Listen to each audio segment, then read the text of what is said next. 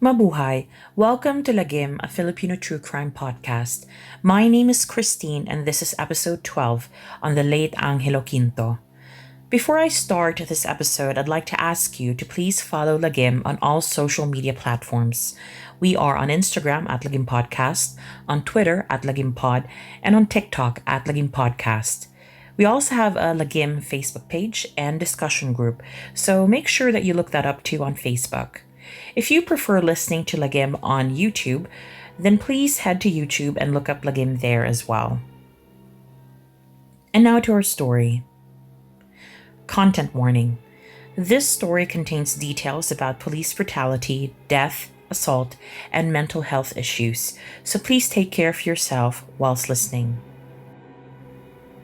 As you know, my dear Lagim fam, this podcast only features crime stories that took place in the Philippines, but in this episode, I will need to make a huge exception and feature a story involving one of our own, a Filipino who grew up and tragically lost his life in the United States. I am hoping that by telling Angelo's story, I can help make Filipinos in the diaspora feel that their stories matter too. I'm also hoping that Filipinos in the motherland will be able to understand what our kababayan sometimes have to go through in the West, especially in the US. Now, it has to be said that this story is still ongoing and new information is coming out almost every day. By the time I record this and publish, I am almost 100% sure that new information will have come out again. So obviously, I will not be able to include everything in this episode. So please do bear that in mind. As always, sources used to research this episode can be found on Lagim's blog, which is now hosted on a website. So please check Lagim's Instagram bio for the link. So, what actually happened to Angelo? Now, please bear in mind that the version of Angelo's story that I'm about to tell you is the version given by his family. And that will have to be compared later on to the version that will be given by the police. You will know when I arrive at that point in the story. According to Angelo's family, on the 23rd of December 2020, Angelo Quinto, his mother Cassandra Quinto Collins, and his half-sister Isabella Bella Collins were all together in the Quinto Collins home in Antioch, California, some 45 miles away from San Francisco. Reports that came out earlier this year, when the story first broke out majorly, indicated that by 11 o'clock in the evening, Angelo had increasingly become agitated. He showed erratic behavior, which worried both his mother and his sister. He started hugging them both very tightly around their shoulders and their heads, causing both women to feel very afraid about what was happening. Bella at some point managed to break free from the tight hug of her brother and feared that he might end up hurting their mother. She then resorted to calling the Antioch Police Department, letting them know about the situation in their home, hoping they could help de-escalate what clearly appeared to be a growing mental health situation, but by no means a crime. Moments later, 2 police officers arrived at the Quinto Collins home. According to the family's lawyer, John Barris, when the officers were first let in by Bella, they saw how Angelo and Cassandra, the mother, were on the floor sitting across each other, hugging each other tightly, chest to chest. Now, by all intents and purposes, at that point at least, it did not look like anyone was hurting anyone, and the police, according to Bella, had asked as much. "Who is hurting who here?" they asked. And you would think that since having seen the situation the way it was, the police officer might simply either leave the home or make inquiries as to what the family needed, depending on their training and protocol, but they did none of that. According to the family, the officers yanked Cassandra away from her son, which was easily done as she was very small. But they also yanked Angelo away from his mother at the same time, at which point he was pleading with them saying, "Please don't kill me. Please don't kill me." The police then threw him on the floor, restrained him, handcuffed him, knelt on his neck, and pulled both of his legs up. What unfolded in front of the Quinto Collinses was a very familiar scene. Just 7 months earlier, George Floyd, an African American man from Minneapolis, died after being restrained and after a police officer knelt on the back of his neck for now, as we know, 9 minutes and 29 seconds. His death sparked protests around the world against police brutality, reigniting the Black Lives Matter movement that first emerged as a response to the killing of Trayvon Martin at the hand of George Zimmerman in 2013. Back at the Quinto Collins home, Cassandra, the mother, picked up her phone. The police officers had noticed that after about 5 minutes of kneeling on Angelo, his body went limp. Mind you, at no point during these moments, according to the family, was Angelo resisting the officers or being violent. He was just there, complying and being manhandled until they knelt on him. John Barris, the family's lawyer, would later say in an interview that the officer who was kneeling on Angelo got up and he and his fellow officer walked away from Angelo and quickly conferred with each other out of earshot from Cassandra and Bella. Cassandra then started filming her son, who still had not moved. The two police officers then went back to Angelo's body, shook him a little bit as if to wake him up. They removed his handcuffs and flipped him over. Bella would later say that Angelo's eyes had rolled up in his head. He appeared to have turned purple, and there was a smear of blood visible around his mouth, as well as a pool of blood on the floor. Cassandra can be heard asking in the video footage, "What happened?" In the video, the officers can be heard asking Cassandra if Angelo had any quote-unquote illegal drugs in his system or if she saw anything. She repeatedly explained to them that she had just gotten home from work and did not know what happened, probably alluding to the fact that Angelo may have acted the way he did out of nowhere when she got home from work. The police officers then called in an ambulance. Cassandra's mobile phone footage would show how the police officers loaded Angelo onto a mobile stretcher and transported him out in the hallway where they administered chest compressions. Cassandra would ask again, "Does he have a pulse?" But things happened quickly after that. Angelo was rushed to a nearby hospital. He never regained consciousness and stayed in a coma for 3 days. On the 26th of December, Angelo was taken off life support. Angelo died at the age of 30. And in the grand scheme of things, it was a very short life. And this life started in the Philippines.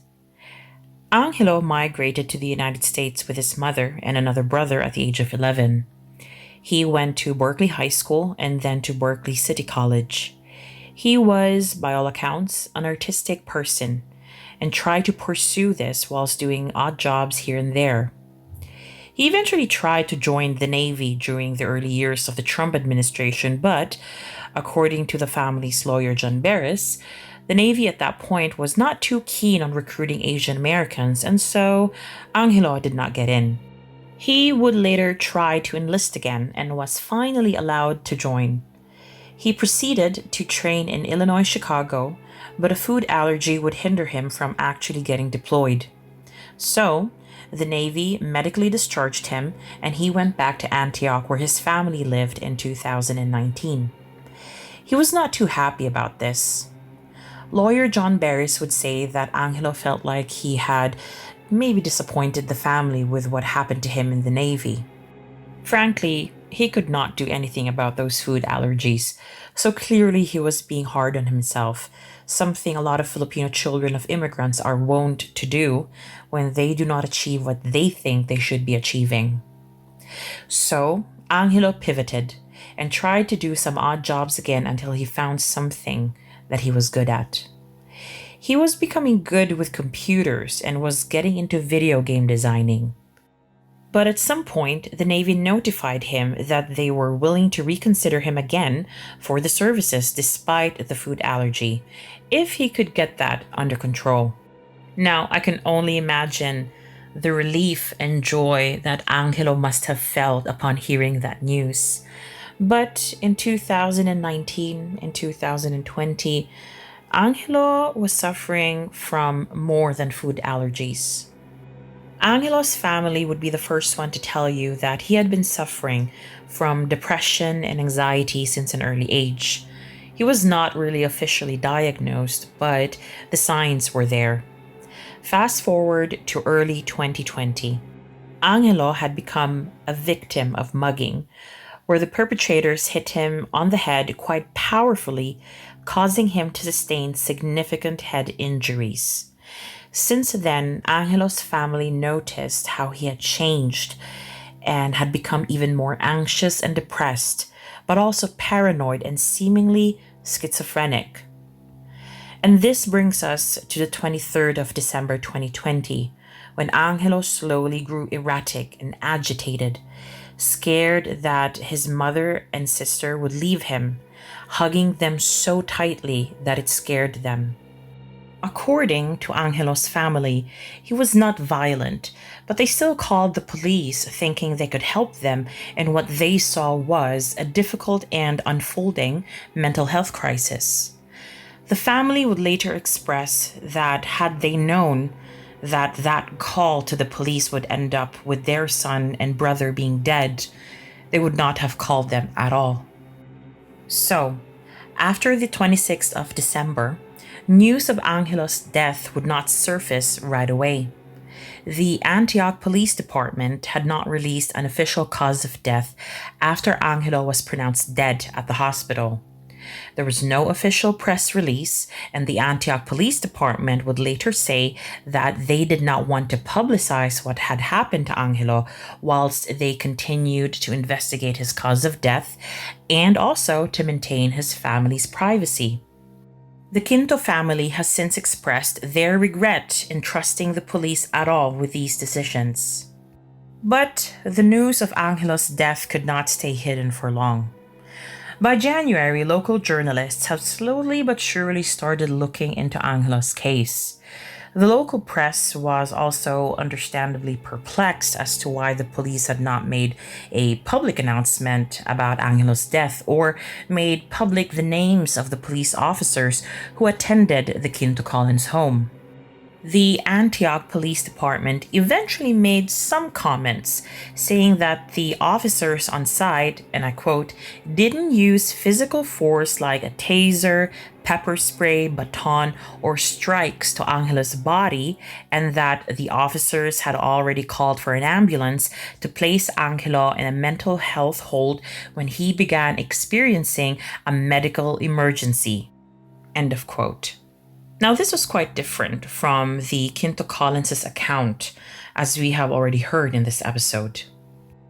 The world would not know about Angelo Quinto just yet, but the family, as I said, grew suspicious of the police, not releasing the autopsy report, not naming a cause of death, and not even releasing the names of the police officers involved. John Barris, who is a prominent civil rights lawyer in California, known for his involvement in the Rodney King and Tupac Shakur cases, and in his involvement in police brutality cases in general, was then hired by the family, and it was at this point that the cell phone video was released on the 18th of February 2021. The release of the footage was done in the midst of a climate of great uncertainty due to the pandemic and in the aftermath of the George Floyd murder, and also amidst increasing hate crimes against Asians and Asian Americans in the United States. Whilst I'm not saying that racism was a component in Angelo's case, it cannot be denied that improper handling of Angelo's situation by the police definitely was a factor. Following the release of the video, the Antioch Police Department stayed quiet. John Barris would correctly point out as the days would go by after the release of the video that so many things were amiss in the case. He said in several reports, and I quote, "The technique applied by the officers, the failure to de-escalate, the jumping on his back, the putting into his neck by a knee. Given what we know, which is that we had a healthy young man in his mother's arms, the police grabbed him. They themselves, their conduct, snuffed the life out of him. We see that not only as a violation of his civil rights, but it's a violation of humanity, frankly." End of quote. The police, as many political pundits would later point out, were severely ill-equipped, it looked like, in handling an unfolding mental health episode, putting a light again on calls for defunding the police and investing taxpayers' money instead in mental health support services. Angelo could definitely have benefited from such an initiative, but instead he sparked a debate that has been resurrected so many times in the past, and every time the police are involved in a citizen's suspicious death. Angelo's family would love nothing more than to have him back, but they know they cannot have him in their lives again. But somehow the feeling that something should be done kept nagging at them, and the next best thing to having him back was to at least try to utilize the justice system in holding the police to account for Angelo's death. Now, what I have not shared with you yet when I talked about the cell phone video footage was that this footage was a part of a claim that was filed by the family against the city of Antioch. This claim is a forerunner of a lawsuit. This is essentially an administrative claim to the city, letting them know that the family intends to file said lawsuit. As I understand it, the lawsuit that the family will be filing, or may have already filed, will be seeking over $25,000 in punitive damages from the police department. The family has accused the Antioch Police Department specifically of wrongful death, assault, battery, and negligent hiring.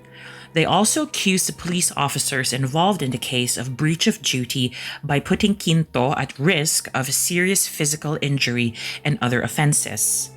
Additional claims were also filed on behalf of Cassandra and Bella for the emotional distress they have experienced. The family also had a second autopsy conducted on Angelo. The results of that autopsy and the first one by the Antioch Police Department are both still pending, according to the family's lawyer in an interview from the 1st of March. The family's lawyer also said that the family intends to file a federal lawsuit. It is not clear to me what the nature of this lawsuit will be, but if I have any update, I'll be the first one to let you know. Now, the details about the lawsuit against the police department were made public by the family towards the end of February, but the police department itself was barely commenting on it.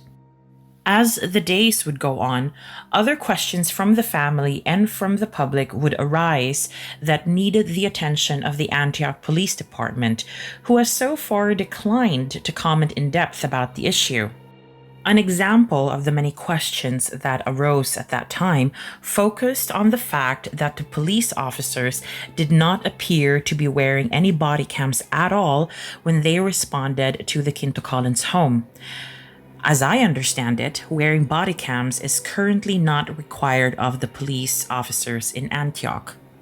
However, it must be noted that some reports have come out that indicated that there are proposals to reform the way police officers respond to calls, potentially requiring them to wear body cams at all times when on duty.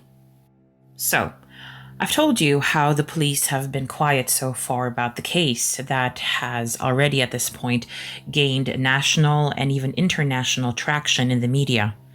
But this would change on the 2nd of March 2021. The Antioch Police Department finally held a press conference to address the Quinto case. The chief of police expressed, first and foremost, that he was in full support of officers wearing body cameras and even dash cameras on vehicles, and that a body camera proposal will be brought forward at the next council meeting. However, the press conference took a bit of a turn when the chief of police played the 911 call from the 23rd of December 2020. I will not play the clip here as it can be upsetting, but I will provide you with the content of the call in narrative form. I will include the link to the press con in my sources list. The clip starts with a call received by the 911 dispatcher at 11:10 p.m. on the 23rd of December 2020 from a woman screaming the address 1900 block of Crestwood Block. The repetition of the word block was part of that call. Now, in that call, the woman was screaming at her brother, but the call was disconnected, so the dispatcher called the woman again. I'm sure now that that woman is Bella. Upon receiving the call from the dispatcher, she told the dispatcher that her brother was physically restraining her mother. She said that she was armed with a hammer. This hammer was taken by Angelo from her, but she was able to take it back from him. Bella also told the dispatcher that Angelo took drugs. Bella then told the dispatcher that her mother was not breathing and that Angelo was strangling her. At that point, Bella opened the door for the police officers as they had arrived at the scene after being sent by the 911 dispatcher, probably earlier on in the call. When the officers arrived, Bella could be heard thanking the dispatcher. According to the police chief, officers arrived on the scene to find Angelo being actively restrained by his mother on a bedroom floor in the house and requested that she get off of him so they could detain him, negating the family's version of the officers yanking both Cassandra and Angelo away from each other. The police chief then continued, and I quote, "According to preliminary results of an investigation, at one point during the handcuff, an officer did briefly, for a few seconds, have a knee across a portion of his shoulder blade, which is a common control technique." End of quote. And by he meant Angelo Quinto.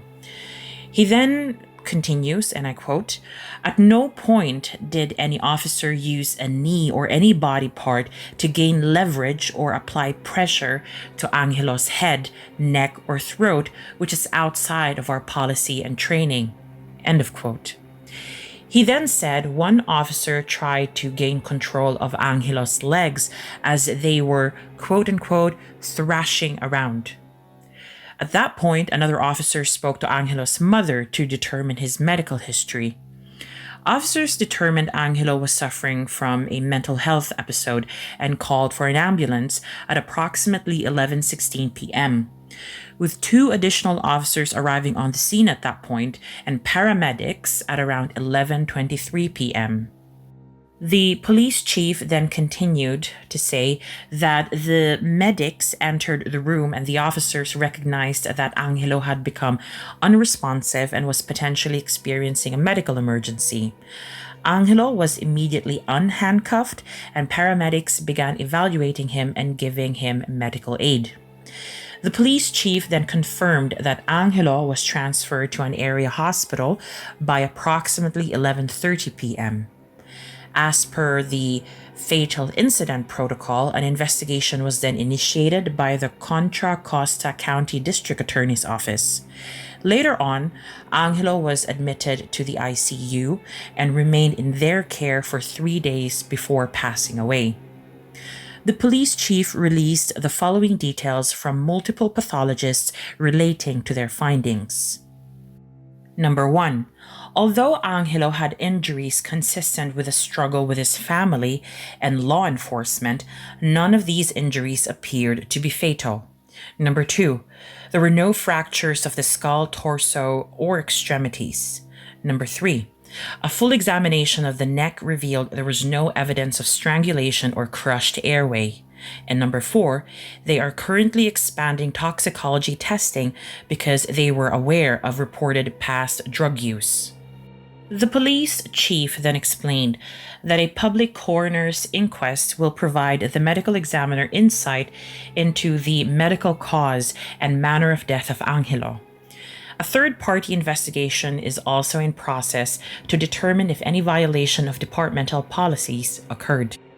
Now, some people may look at this, what the chief of police said, and feel like the Quinto Collinses may not have any chance to win any of their lawsuits, that the odds are perhaps stacked against them, but these types of cases are more complicated than one may initially think. I have so many questions and I have so many thoughts about this. Even with the 911 call recording, the matter is largely a case of they said and they said, which can only or may only be resolved by the medical examination results that are still pending. The bottom line, however, is that a response to a developing mental health crisis or episode should never have ended up in the death of the person suffering from the crisis. It puts a harsh light on how well trained police are in such situations, and it puts a light on how mental health is being dealt with in general. And this speaks to both how mental health cases are being dealt with in America and even in the Philippines. As I already briefly touched upon, Angelo's death also came at a time of increasing anti-Asian sentiment and hate crimes that first picked up pace at the beginning of the pandemic. Now, Asians in the diaspora, despite coming from a very diverse and beautiful continent, tend to be lumped together by the predominantly white Western culture outside of their motherlands. So if there is hate against Asians, almost everyone who ticks the box of what that culture deems as Asian looking might become a walking target for hate crimes, as we have already seen all throughout this pandemic. Now, in researching this story, none of the reports indicated that racism may have contributed to the way the police officers treated Angelo, but I would say it is worth keeping this in mind, and it would not be hugely surprising if racism did indeed play a part. On March 10th this year, a vigil was held for Angelo. He would have turned 31 that day. Friends and family gathered to remember him, his life, and they came together to comfort each other and to wonder where the legal process will take this case. After the press conference by the police chief of the Antioch Police Department on the 2nd of March, I initially thought there was no response from the family, but I did manage to find a very short video clip in which John Barris, the family lawyer, expressed that despite what was said in the press conference, his many questions as to the police officers' behavior still remain. And I think I know what he meant with that. Despite the things that were said in the 911 call, the details about the hammer and the drugs, no one really knows what happened after the officers arrived at the home. What did they do to Angelo? Why was there blood on the floor and on his mouth? These pathologists that the police chief referenced could not give an answer as to why Angelo lost consciousness and then eventually died. And then I would also ask myself, why would the family lie about what really happened and then file a lawsuit, putting themselves under such stress and probably also exposing themselves to a lot of hate from some people? It is a huge risk to be putting in a claim against a local authority. It is a stressful endeavor. With all these questions and all these thoughts remaining, one truth does remain. Angelo's life was taken away too soon. Things finally started to turn around for him when this tragedy struck. I often wonder if he had maybe planned on going home to the Philippines for a vacation, maybe. How would he have liked it? In earlier reports about Angelo, his Filipino identity was not mentioned at all for whatever reason, but even his family knows that being Filipino was an integral part of his identity. I often wondered, will he be one of those Phil-Am kids who would be investing back in the motherland, bringing his creativity and ideas to help fellow Filipinos back home? Maybe. I'd like to think so, at least. His stepfather would say, and I quote, "He was American, but he was also Filipino.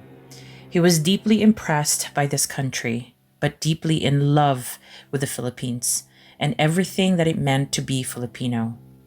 So, to understand him is to understand where he came from and to understand everything about him." End of quote.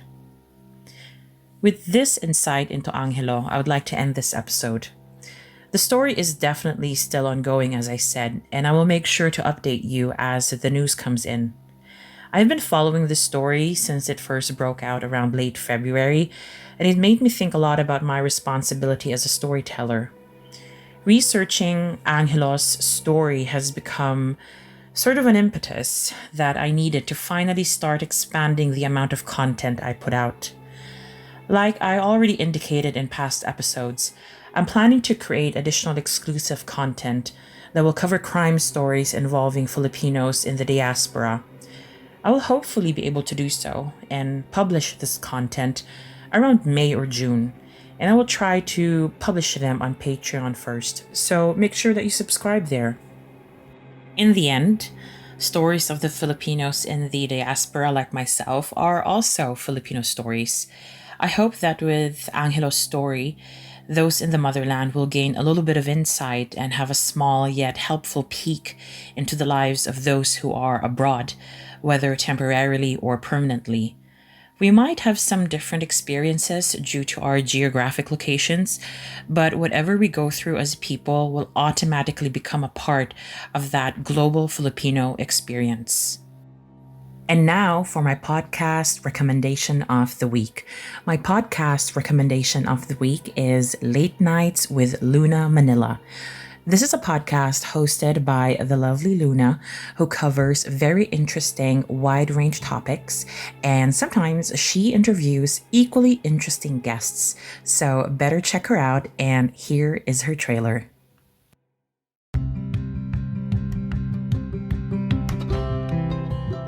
Educational, health, social issues, stories to inform and to inspire.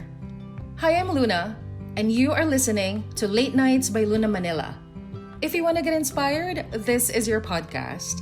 We focus on promoting awareness by featuring people who are experts in their field and passionate with their advocacies. We create space for people who can relate to our stories. We aim to inspire at least one life for every episode that we create. So if you want to get inspired today or learn something new, listen to our episodes.